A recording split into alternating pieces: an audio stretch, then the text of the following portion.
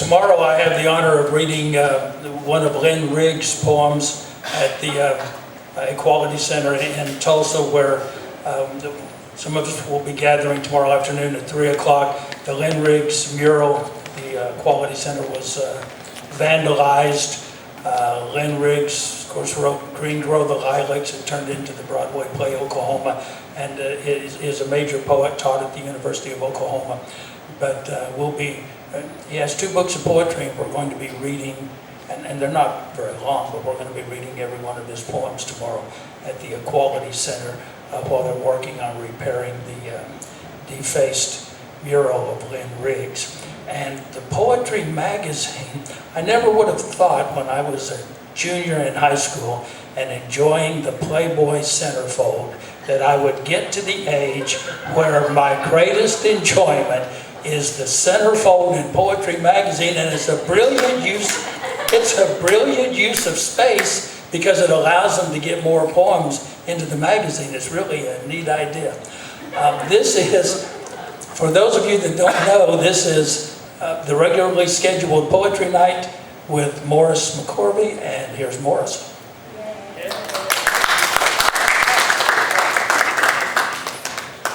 Thanks, Bill.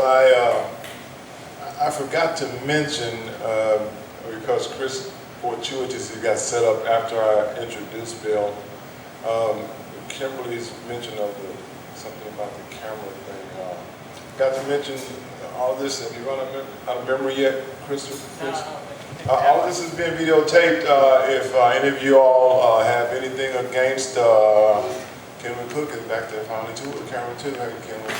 If all of you have anything against being viral, let one of these go viral. Let one of these guys know. Otherwise, you're subject to go viral up here. I was waiting, hoping for him to run out of memory before I got back up here. But boy, I ain't had to go viral. I pay close attention to words, which it's been a real gas back here. You know, this is breathtaking back here on the back row. That's what's going on, Richard, isn't it? It'll take your breath away. You know, when we talk about how, there's not as many people, this has been absolutely a breathtaking evening. Gosh, Stacy, thank you so much for jumping out on that limb. You know, I've been out there many a time with the long form. Yeah, exactly. Yeah, you got to bring that drama out. Gosh, Tamika, thank you so much for bringing it. You know, I remember when I had that responsibility with the State Arts Council for 10 years, and it's just so beautiful to know that now that I have yielded, there's some young black folks coming behind me and bringing it to, straight up. So thank you so much for that. All of you for sharing. It's been a gas, This is one of my favorite poems by, I just favorite after favorite. Of Bill's called Unexploded Ordnance.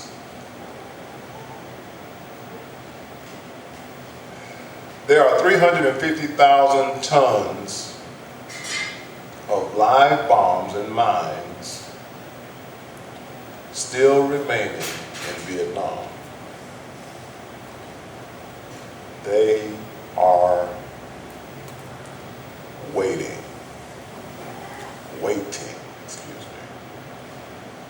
biding their time. More than 100,000 Vietnamese have been killed or injured since America left.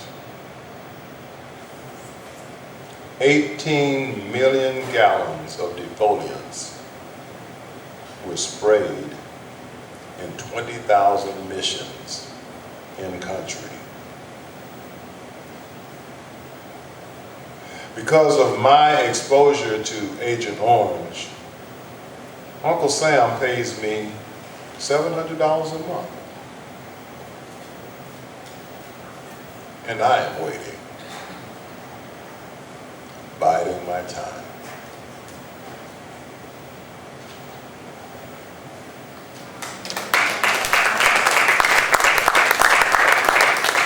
This business about defacing monuments is getting a little bit irritating.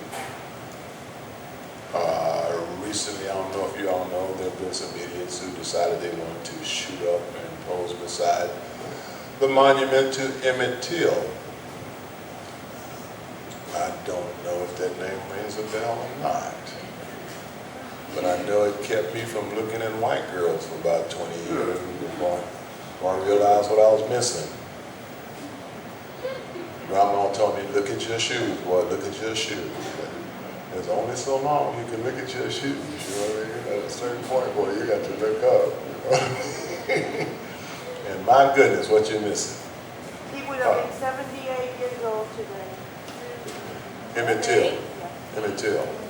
And I have to, I don't, not to belabor, but you know, there was a photograph of him in Jet magazine to which a generation of us were exposed and educated and, you know, making light of it, but we were really taught survival skills, and one of them was not looking at you, Joy. But man, halfway into college, I was playing football. Surely it was kept getting in front of me. I finally let go. Thank goodness I finally saw this lady here too. Here's one for you, Jamaica. Biding my time. Biding you all's time. If you've been biding your time, you know, we have just have a little bit more time. And Bill mentioned that you can double up. You have something, oh my goodness, prophet. My oldest son is named after Khalil, and there was a time when I attempted to memorize that entire poem. I would reckon everyone knows that. That was beautifully read and beautifully chosen.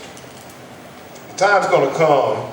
I'm doing this for Chris Foster, who ain't with us. I'm missing Chris, and he's the guy who stepped up to me one night and said, you know, that thing is pretty cool, and you ought to find a way to use it. I'm going to use it for an introduction to a poem in my new book, Ghost Dancing. The time's going to come when the time's going to go, and where there won't be nobody, The time's going to come when the time's going to go, and where the time went won't nobody know, because the ebb won't ebb and the flow won't flow, and the clock on the wall just ain't going to show that the time is now, and now's the time. And that's the reason I'm dropping this rhyme, because the show's going on no matter what, and the sands of time is going to bury your butt. And when your butt's buried, then that's the end. Time ain't going to come around again. We all got a minute to be totally in it, and once it ticks past, and that's your ass, because the ebb's going to ebb and the flow's going to flow until the time maker says there ain't no more.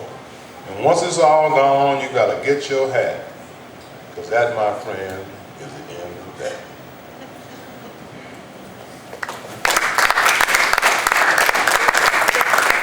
You know, you got to be old school and know what getting your hat means, right? I mean, get your hat and hit the dough, Joe. And I thought I'd share these two from my new book and get on out the way. The Deal. I've been working on this one. I tried it a little while ago here, but I got it done now. The Deal. It's the deal, Joe. This is the deal. Frost fled to England. Plath killed herself. Hughes courted commies and pounded pelf. Cummings concealed abstractly. Kerouac was a thief. Ginsberg dissembled exactly. Thomas drank for relief. Dickinson tucked herself away. Poe passed away in a gutter. All for the things their hearts had to say, rewarded for all they dared utter. And so here you stand, audacious, self-claimed poet, your destiny held in Calliope's hand, and you should darn well know it.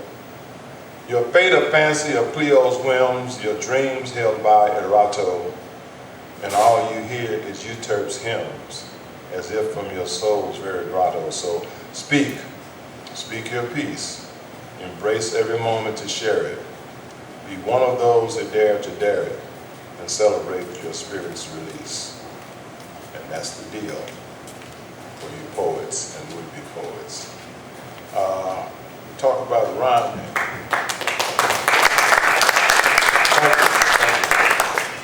Talk about rhyming. I've been doing irregular rhyme this year, and I've learned to trust it. Thanks, man. appreciate it. Cute can kill you dead and leave you smiling, but what a way to go. Beautiful can be even worse, but how is one to know? Considered a semicolon tattoo, given all the givens gone down, but figured all my scars would do as long as I got out of town. See, all her reading was based on fact, and all of mine on fiction. It wasn't such a drag, in fact, it fired a sexy friction. Search for a pathway there, onto that forest pleasure trail. I learned to kneel as if in prayer, and let my loving soul set sail. But I prefer dogs, and she loves cats, plus myriad others, thises and that's, which led all our best intents astray. But I digress, as I was saying, cute can set one up for slaying. Of course, the same can be said for two, and thus the somewhat dramatic tattoo. And I forgot, I got one more.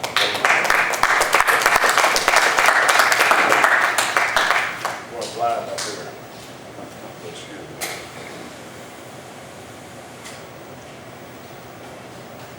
The twins whose headlights closed school last October,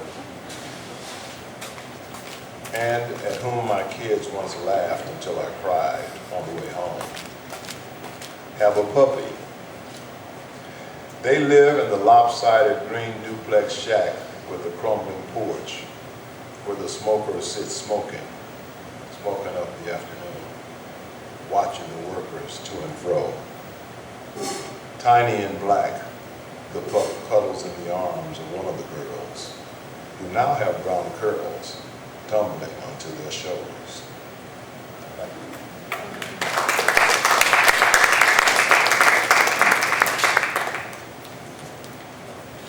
Thank you, Morris. This is, we're going to have, Morris kind of wanted some guest hosts, guest MCs, and so we're going to do that, but this remains Poetry Night with Morris McCorvey. He's still obviously the man, and it is so, his little comments to me and the way he looks at me are so funny, because he can do anything he wants to. He's actually running this.